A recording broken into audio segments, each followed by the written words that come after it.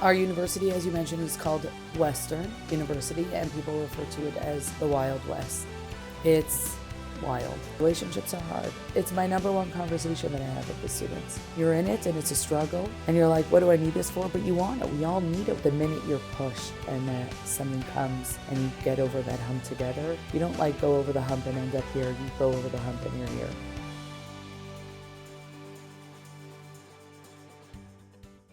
Welcome to the Jewish Marriage Podcast. I'm sitting here today with Nechamie Silberberg, who is visiting here from London, Ontario, where she has lived for over 20 years working with college students at Western University.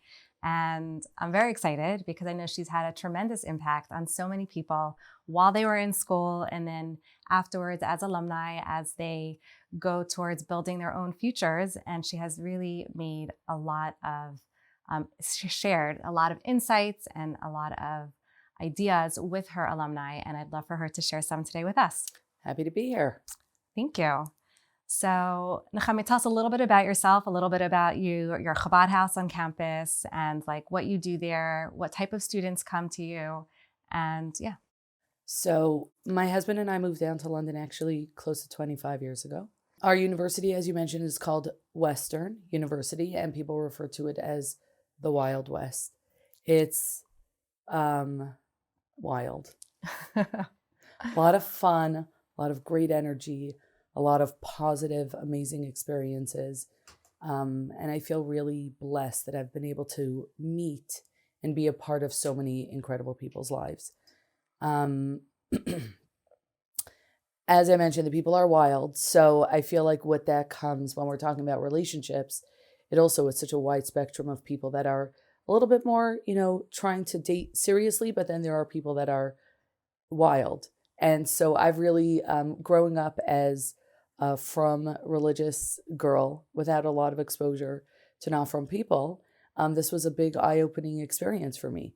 And I guess they say experience is everything. And over my years, being able to interact with people and see people and watch people. And because it's a 25-year span, we've been able to really get a good grasp on, how the youngsters tick. And because it's been a 25-year span, we've seen them, coming in. I always say, they come in wide-eyed, these little excited students, and then we get to follow their journey as they date and build a home and a family. And it's been so rewarding to just see that. Have you seen a difference over the 25 years of the dating culture 100%. on your campus? 100%. Tell us a little bit about it. And to be honest, and that's also part of, I've evolved. I started out young. I always say I also run a Chabad house on campus in Princeton. And I always say when I first moved out, I was literally their age. Yeah. And now I'm their parents' age. Right. And I think that once you develop a relationship with a student, that like your role can change, but your place in your relationship doesn't necessarily. So you probably started out as their bestie and their friend. Exactly. And then you were maybe an older sister, and now you're a mom figure. I always say that. Whether you like it or not, that's what we are. As long as we stay away from Rebbetzin. Exactly. But they always come to us, to just hear our opinions. And as society and as things develop and the craziness gets crazier, I feel like we're such a strong sense. We haven't faltered. We haven't changed, and we haven't, altered our views at all. So whether our role has changed, our opinions may have changed because we see things differently. At the core of it, we're so strong in what we know and what we believe that people do tend to come to us for just that. So the evolution of relationships over this 25-year span has definitely changed. I think, with social media, and things are so much quicker paced, the dating apps are just out of control, right? So that for sure has impacted relationships. Whereas, when we started, it was a little bit more organic. there was a little bit more of, I'll open the door, and that whole More personal. I don't know about personal. I think the whole thing shifted. I think maybe the initial part was more personal. The development may like the starting point may be different, but as the relationship develops, it ultimately is the same, right? Okay. It's just people are looking for their better half, their other half, their basher, to start and settle and build a family and a life with. But do you think that because of all of this new technology and the dating apps, their expectations for things to happen quicker is something that they're expecting? And then when it doesn't happen, like, boom, they're like, well, then this is not it, and I have to try something else? 100%. It's that instant gratification, right? You swipe right. A whole generation. You swipe left. You're in, you're out. So 100% it's impacted relationships on a whole. I do think as Jewish people, at the core of it, we have this value of Jewish marriage. So bottom line is, again, the beginning may look different. And the settling, the getting to the point where you settle down may come from a different avenue. But when you look at who we are and the importance and the stress that Judaism puts on a Jewish family and having that setting, that hasn't changed, right? So I think the direction that we're coming from has changed 100%. And it's made it harder in certain ways, but it's also made it easier and more accessible, right? Right. You had to really, where am I going? I have, the students, once they graduate, I always encourage them, try and find somebody while you're here, because once you leave, finding those, where is everybody? Where am I going to find? Where are the Jews at? How do I find them? Because it becomes a lot more tricky. But having these apps does assist in that way, right?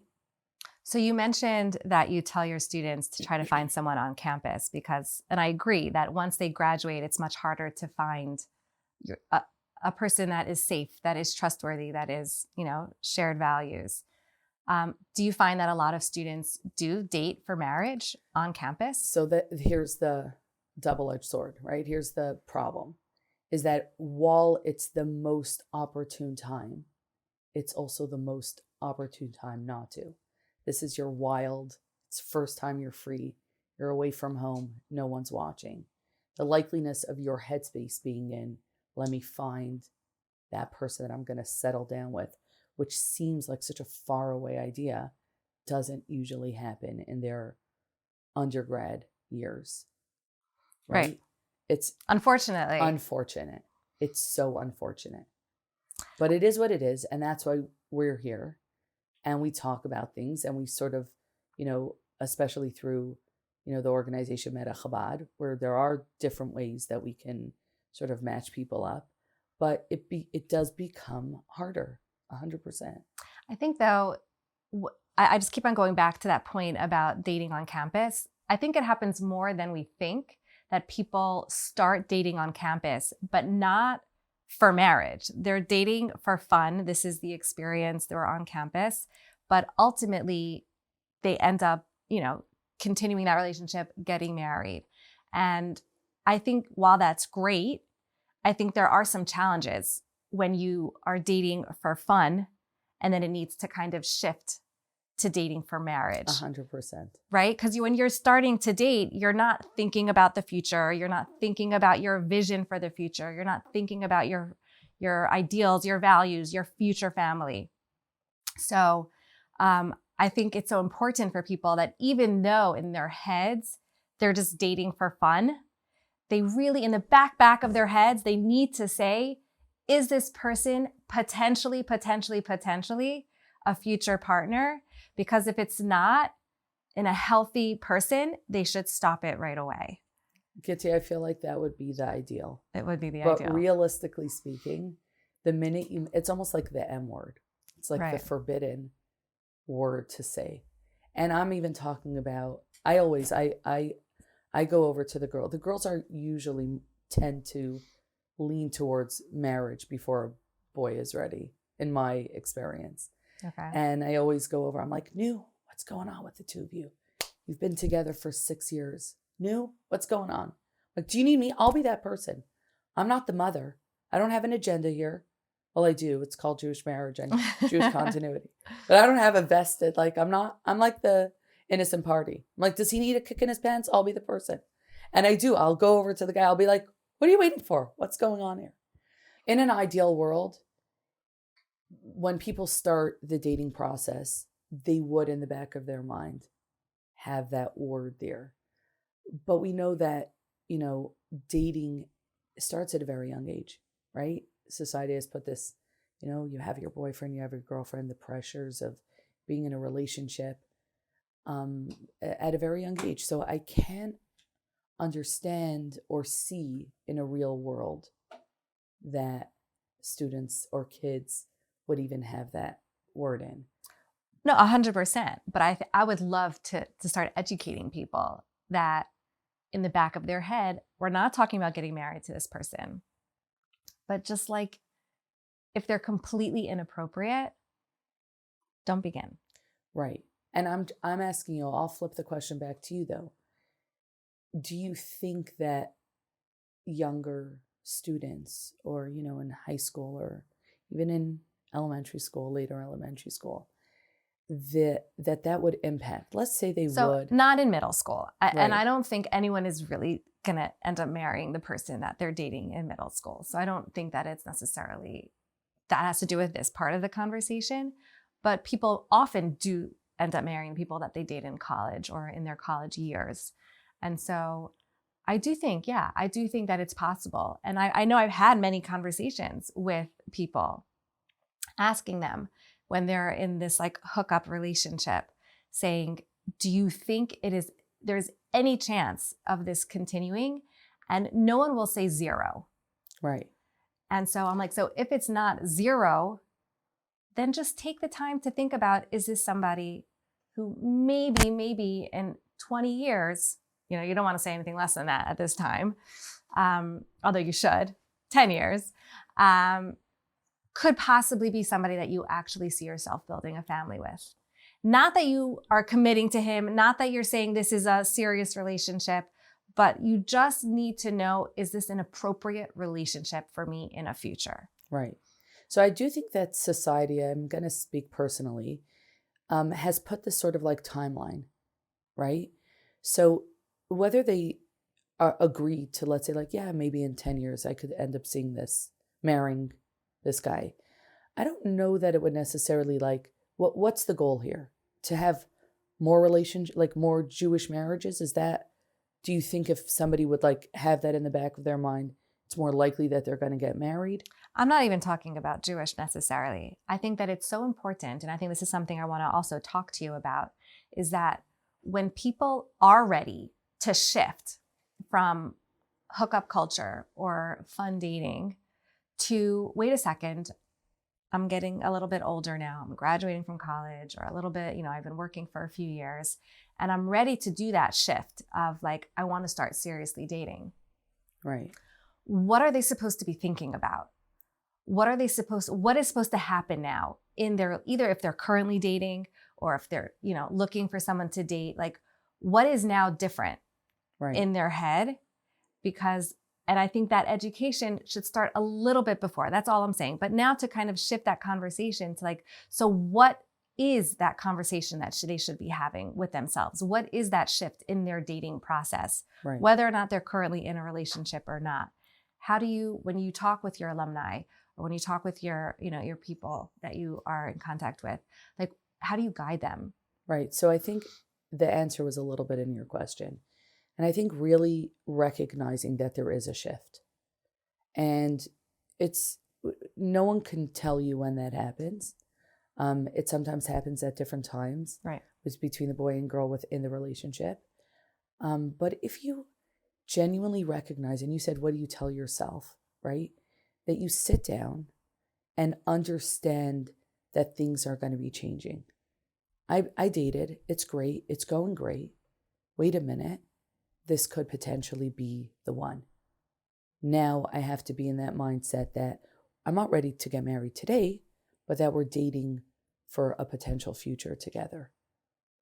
And so when you sit down and really just take a little bit of time, it's a little bit of me, focus inward, what it is that I'm looking for, what my values are, because this isn't fun and games, because he's great, he's awesome, he's fun, we have fun together, but we want to build a family together.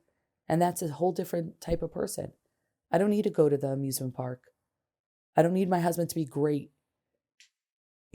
whatever tricks he has, skydiving, and that he's going to be a great dad. Let me see. Now let's sit down and talk. What am I looking for? What is he? And does he fit that mold of what could potentially work? I think it's so important, even if you're currently in a relationship, to have 100%. that conversation with yourself, not with him. 100%. Have it. It's like literally talk to yourself, or you could even talk to like someone that you look up to, or like a very trusted friend who, can have that conversation with. Or even a couple or parent that you value their relationship. Yeah. That you could, have that conversation with. I think 100% that's something that is not necessarily spoken about. That sort of transitionary period where you're going from like fun and then wait, it's time for me to settle down. So I think really like there are people that are in that space and time and place right now. And I think it's important that it's spoken about, because it's not spoken about often. Again, I mentioned that timeline, and it's almost like, I know where they're at in their relationship. I'm like, did you guys get a puppy yet? Like we'll move in together. We got a puppy. And then we'll get engaged. And I'm like, so there is this unwritten timeline. So when you recognize that things are shifting, I do think that conversation is so helpful, because bottom line is we're all looking, everybody, whoever I speak to is looking for a meaningful relationship. We all know there's doctors, there's books, there's podcasts. You find it. You coaches. Look for it. Coaches. You go. It's everywhere, right? Everybody wants it. And so I think if we break down the process a little bit more and recognize that there are steps and there are parts, it's not just like find the guy and then figure out if it works and marry him. It's recognizing that there are these moments that things shift, and delving into it and discussing and being open, I really think would be such a helpful part of the process, and make it like more of a concrete and more that it could be something that it could be worked on. So the more knowledge, the more information you have, the better equipped you are to making it a success. One word that gets thrown around a lot in these conversations is like, you have to have like the values that you have. Are they shared? Or even if they're not shared, like what are your values that are important to you and how you see it?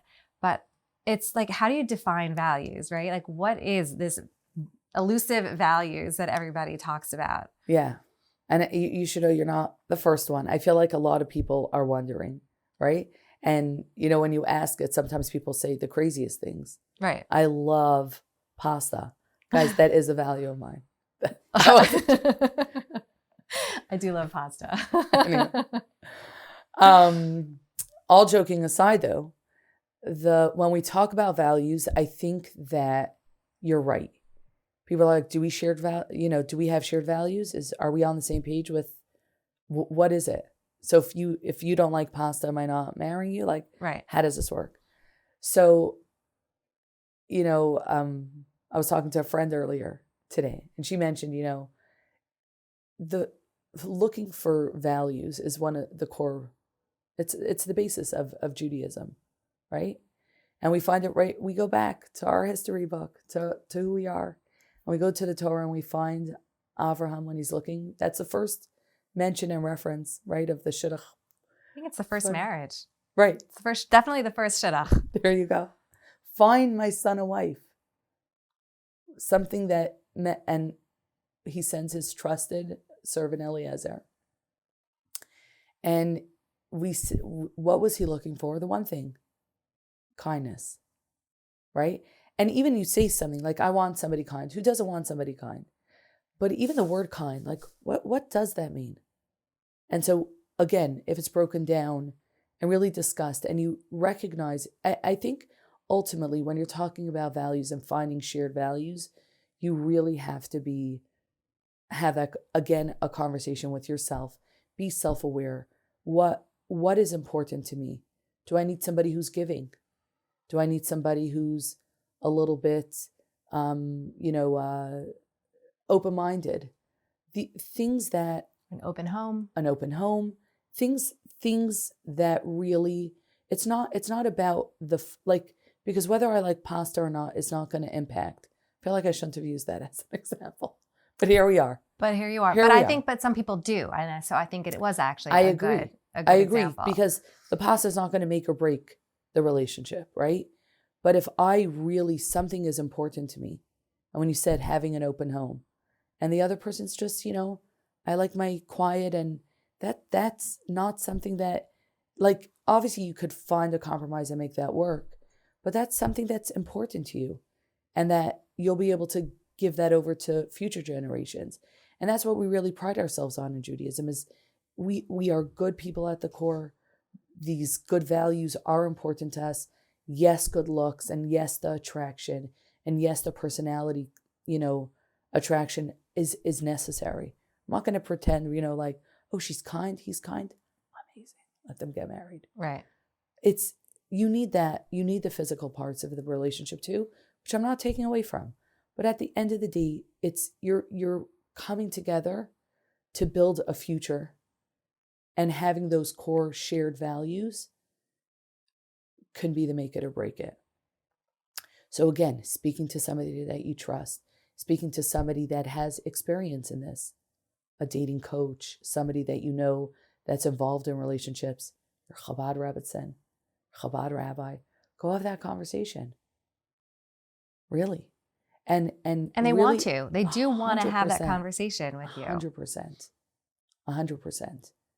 And so that at the end of the day, once you realize that this is, and again, this conversation, I don't know how open a younger audience would be to, right? Because you're so taken over by this, where's my next fun? Where's my next swipe?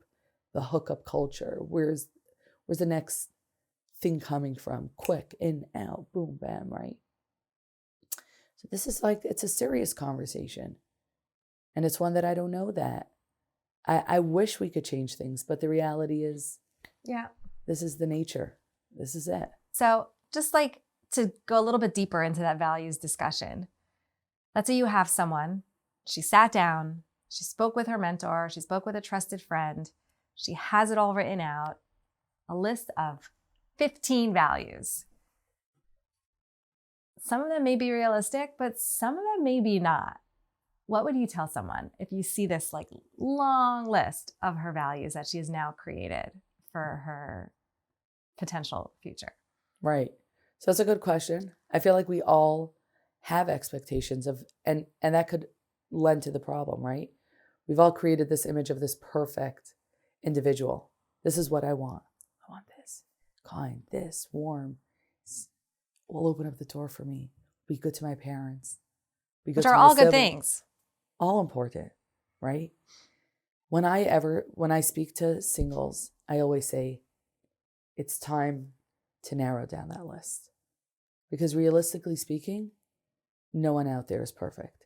And I'm not saying to compromise on your values, but recognize that you too are an individual, perfectly imperfect. And that, take a mirror, look at yourself, and go down that list. Do I fit all of these categories? Is it realistic for me to expect somebody else?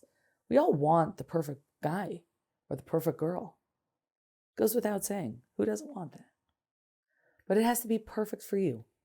So really taking a deeper look, knowing who you are, knowing if these are things that you shine in, or obviously there's that element of, opposites attract. I'm an introvert. I'm looking for an extrovert. That's totally realistic. You don't have to exemplify every single one of the values, but really being like going down it and really looking at it and saying, is this me? And is it fair of me to expect something that may or may not exist because you have all these, you want the perfect list. I would say even cut it down to 5. You can have more than 5. 5 is the realistic and in order form. Because at the end of the day, and if it's your number 1 is kindness, or your number 1 is open-minded, somebody who's open-minded, or number 1 is somebody who values family, then don't compromise on that. But recognize that you can have a long, long list, and that putting them in order form so that you can really see if the other has those things is a realistic approach to the situation. Yeah, that makes sense, because there's really nobody who could check off every single box. No. And honestly, do you really want to be with someone who checks off every single box? Absolutely not. And I feel like this is an opportune time to also speak that at the end of the day, when God created us, the way what we're told is that there were 2 souls, and that, the one soul that was divided in half that's looking to come together, right?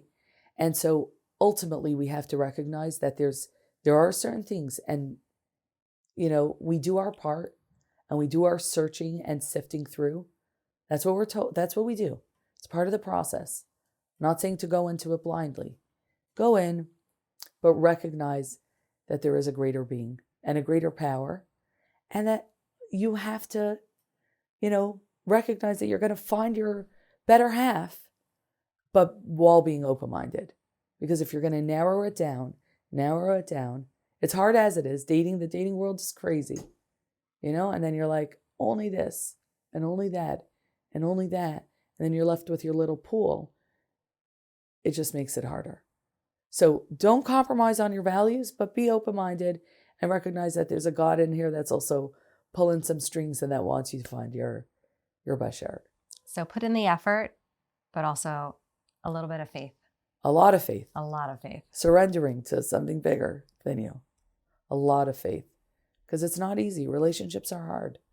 No. It's my number 1 conversation that I have with the students. They all want it, and then you're in it, and it's a struggle. And you're like, what do I need this for? But you want it. We all need it. We all want it. Everybody. I think struggle is actually the part of the relationship that ultimately makes you grow in 100%. That relationship. And I think one of the most important parts of dating is in the struggle, learning how to get past that struggle together in a healthy way.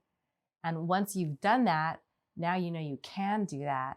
And then that is one of the first signs that this is actually a relationship that has strong potential. I speak to my students all the time about that. And that concept and idea is such, like, from the beginning of the dating process all the way into marriage, right? If you're not being challenged, if things are just going status quo, like you're not being pushed, there are no struggles, then you're just cruising. It's great. But the minute you're pushed and that something comes and you get over that hump together, you don't go over the hump and end up here. You go over the hump and you're here. And so I think that that's such an integral part of any relationship from the beginning all the way through. You grow together, and coming through those struggles, as you said, just enhances the relationship. It's hard. They're hard. No one's going to take away from the sometimes extreme pain of those little, sometimes big bumps. But ultimately coming through it really is a test of the person and your relationship. Yeah. I mean, a whole nother podcast would be about how to work through those struggles in a relationship. Yeah. But it is actually so key. So I guess let's talk a little bit about, we spoke about this shift of a mindset. We're finally ready to serious date. And we spoke a little bit about how that looks, but how does it look practically? Because you don't want to just come over to your partner or, assuming you're in a relationship already and be like, okay, now I'm ready. So how are we going to, like, let's start dating for real. Like, that's not the way to go about it. Right. So, and especially if you're not in a relationship, how do you all of a sudden kind of project that this is a serious relationship that I'm looking for? And how do you project that not only on your dating profile, but also in your way of dating? Like, how do you date seriously? And does it look different? Maybe it doesn't. Maybe it's just a complete mind shift. I'm just curious. Right. So I think it's important what you mentioned before, because this conversation is important if you're in a relationship and you're ready for that next step. And also if you're not, right? You've been fun dating and you're like, I'm done. I'm tired. It's exhausting. It's a game. Yeah. It's a hard game. Right? I think the change obviously is internal, right? Definitely. Practically speaking, though, how it's projected is definitely going to be in your conversations and your behavior and the things that you're doing and the person that you're looking for, right? When you're in your fun, young, carefree years, it's you're an entirely different person. And because you're different, I mean, we all go through these, right? Where, you have your internship at a company and you're practicing and you're giving it your all. And then comes the real game where you're ready. Now I'm getting my job. I can't mess this one up because then I don't have a job. So if you think about it, like in life where there's all these opportunities and moments where we shift from like the practice to the real. You have an apartment, you move in together, you have an apartment, you set it up all cutesy, you pay your little or sometimes big rent, depending on where you live. Right. And then you buy your house. And you're like, I have to be worried that the lights are on and that that there's a little leak. This is mine. If I don't, there's a leak and then the foundation could get ruined, right? So in life, we have these moments of practice that come into reality. And this is very much the same. We date, it's good. And now we're ready for the real thing. And so once you accept that and you recognize, and whether you're in a relationship or not, if you're in a relationship, it's a little bit easier of a transition because you're in it together and you're growing together and you're in that mindset that like, now it's real. But if you're not in a relationship, you'll be projecting a very different you than you were in college as a, freshie. Very different. And I think that it's obviously something that you could work on, but I think it just organically happens. I think one thing you said that I think is very important is it's about the conversations, because I know someone who dated somebody for, I think it was like 6 years. And then after 6 years, the topic of children came up. And one of them didn't want to have children, and one of them wanted to have 3, I think, And that's a conversation that really should have happened, probably not after 6 years, but it's definitely a conversation that has to happen once you're ready to start seriously dating. And before you get too emotionally involved and before you get, kind of past the point where now it's something that we have to work through. Right. Because if it's something that's really important to you to have children, and it's something that's really important to the other person to not have children, neither of you should have to compromise on that, because that's a really big, a really big deal. And so I think it's so important to have the important conversations earlier on in the relationships. And don't wait 6 years. I agree. I mean, 6 years is a long time. It is a long time. For that to come up. I'm telling you. That's wild. And to be honest, like I've thankfully, like I do know a lot of my students. In July, we're heading down to Israel to marry off a couple that started dating in high school. Like, wow. It happens often, more often than you think. And I first-handedly saw that they shift as a couple. It's remarkable. But I think the core values, we talk about that, and what kind of home and family life were at some point or another came up in discussion. So that's so unfortunate for that couple that such an important thing was discussed so late. That probably doesn't happen often. It does not happen often, Right. but this type of conversation does happen often. Right. That after maybe not 6 years, but 4 years, 5 years, right? That like all of a sudden there's like this important part of something is discussed that was just never discussed before. And then all of a sudden it's like, whoa, wait a minute. We're on such different pages. Is this something that we can work through? Right. Or not? So I guess us sitting here today, our message to the people is go start discussing, like, say the marriage word. Talk about it. Early. Talk about it. You're 14, talk about it. I mean, I'm going to take back the 14 part. I'm kidding. But I guess really, realistically speaking, is that our society has set up a culture in that there is this, dating. And then there's, you go to college and then you're hooking up. And there's not a serious element to the dating, process. And then suddenly like, oh, it's serious and it's official. So now we have to start talking. But it could be you're already dating that person from college or not. So we could point fingers and blame it on what society sort of has given us. But I guess ultimately people are tuning in, and it's people that are interested.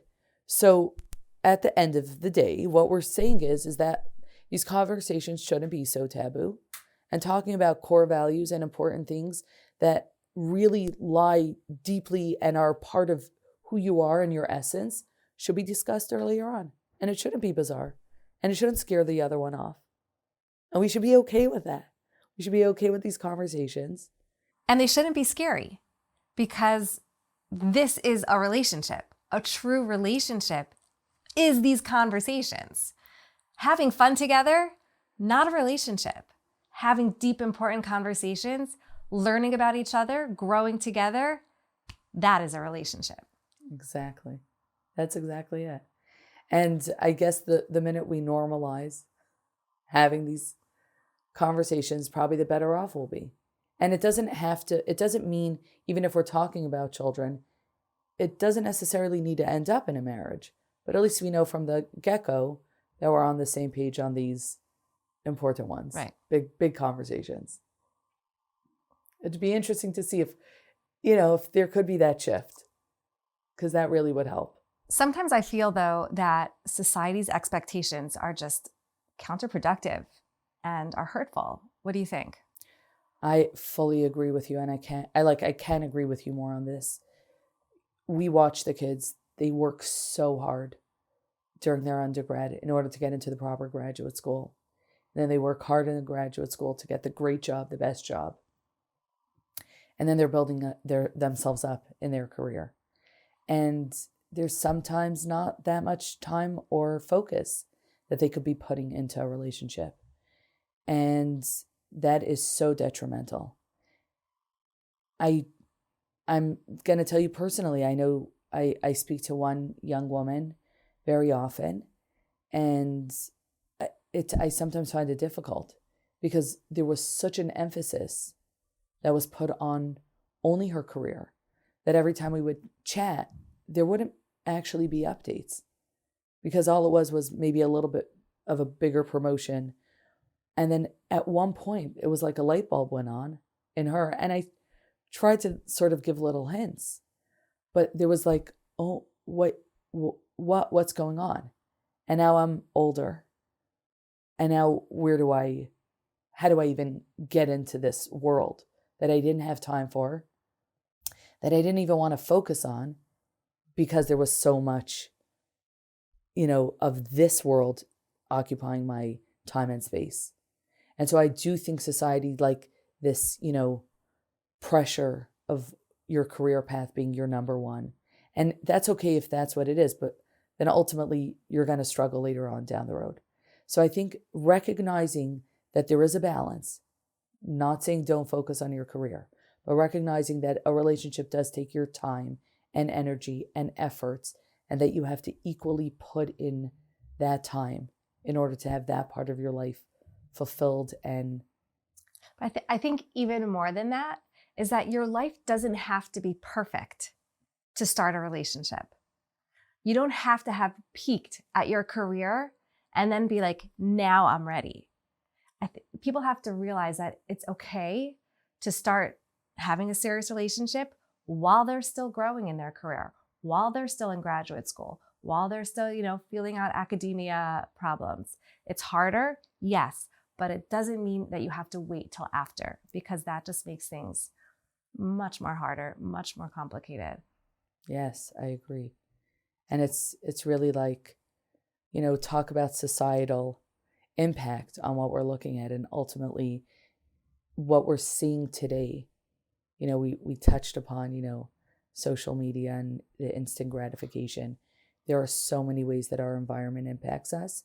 And I think just being cognizant of it and recognizing that it exists and just making those calculated decisions with the information can really help out in so many aspects of a relationship. From the beginning, from that instant gratification, till way later on when you have to invest and not only focus on that career, but like you said, you don't have to peak before, you don't have to have all the money in the bank to buy the house before you get into a relationship.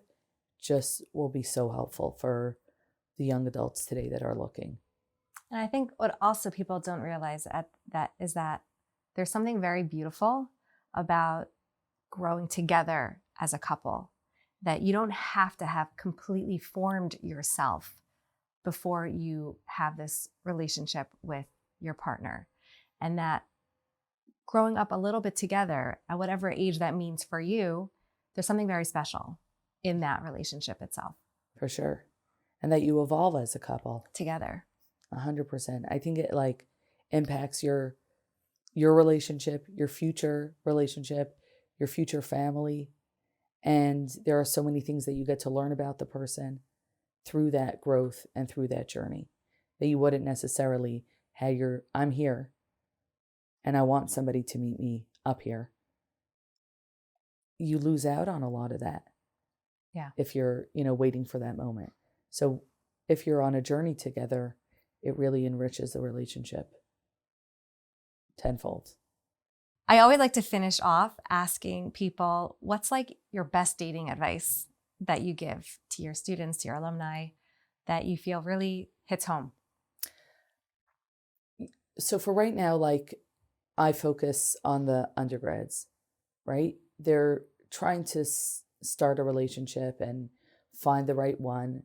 I find that I may get tomatoes thrown at me for this one, but there's a lot where girls are really looking for the deep, meaningful relationships, and the boys are more in the hookup culture. But the one thing I do say is, I once tried to set a girl up, and I said, Sarah, what about Jacob across the room? He's so cute. And she's like, I don't know, there's no. And I was like, well, you're on a podcast, so what's the... She made a hand movement. There's no vibe if I'll have to describe my hand movement. There's no vibe here. And I'm like, have a conversation. The hand movement gesture, the vibe, it's going to come. So I think people are very quick to throw something off. My biggest thing is to be open-minded, have your values, have the things that are important to you, but ultimately just be open-minded to starting things, because we're here, conversations happen, you get to know the beauty, the inner beauty shines when you get to know somebody. And I always just give it a chance. I feel like people don't give each other a chance. And I think this is going right back to where we started, that it's part of, I think, so much about today's culture is this instant gratification, this swiping culture, is that it's so easy to just find the next one. Exactly. And no, put in the time. Don't just write it off right away. Have those conversations. Have those conversations. This was so much fun. I'm so glad that I was able to have this conversation with you, Nechamie. And I'm looking forward to the next one. There we go. Thank you for having me. I mean, really such a treat to be here. It's something that I live with and do all the time. So I never thought this would be something I'd be talking about.